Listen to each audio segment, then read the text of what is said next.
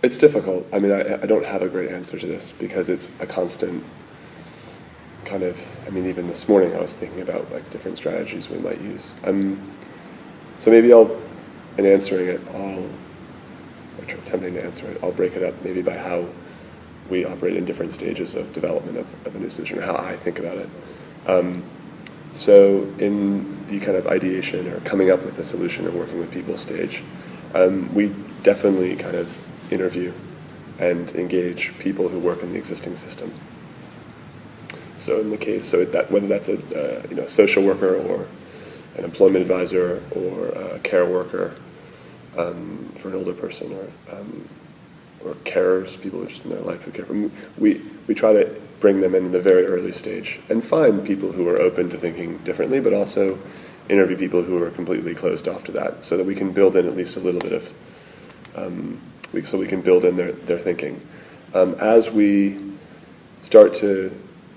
think we've got something that works, or as I think I can see that there's a potential some traction for an idea, and we're running it, then we might be looking for early adopters only for a little while.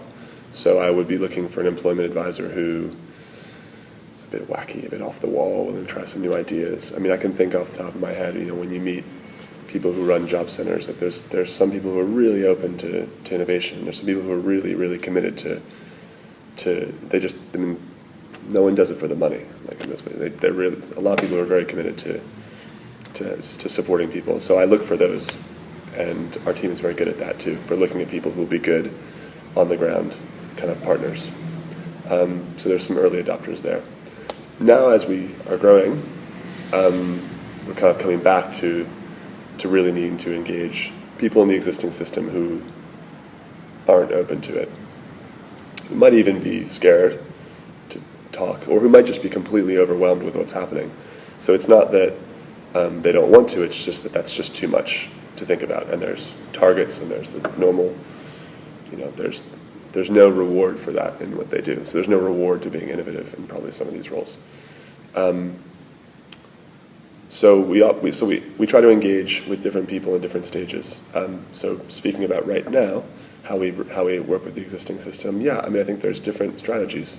I really believe in kind of like an A/B testing type thing, where you're trying one way of engaging here and then a different one there, and figuring out which one is best. And we're kind of, and I think doing that for a long time, years, mainly because, and included in that A/B, mainly because you just don't know.